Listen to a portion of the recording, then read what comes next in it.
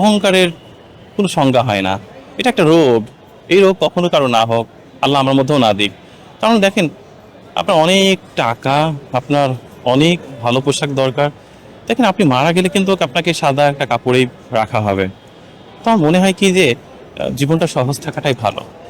দেখেন, আপনাকে অর্থের কারণে যদি কেউ দাম দেয়, আপনি তাকে ছেড়ে দেন। আপনার পোশাকের কারণে কেউ যদি সমাদর করে, আপনি তাকে ভুলে যান। আপনার উন্নত খাবারের কারণে যদি কেউ আপনাকে মানে কাছে টেনে নেয়, আপনি তাকেও ছেড়ে দেন।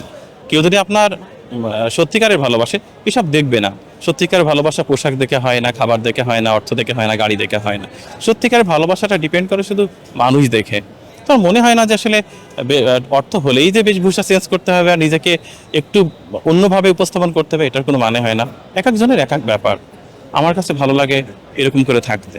আমার মনে হয় যে যেহেতু নিয়ে এসেছি কিছু, খালি হাতে এসেছি, খালি হাতেই তো চলে যেতে হবে। এই অল্প সময়ের জন্য থাক না। সবাই একটু আনকালচারই বলুক, ভালো লাগবে শব্দটা। কালচার যারা, তারা যে খুব হ্যাপি আছে সেটা কিন্তু না। মানে আমি যখন আত্মিকভাবে ভালো আছি, তখন বাইরের আবরণটা আমার খুব একটা গুরুত্বপূর্ণ বিষয় নয়।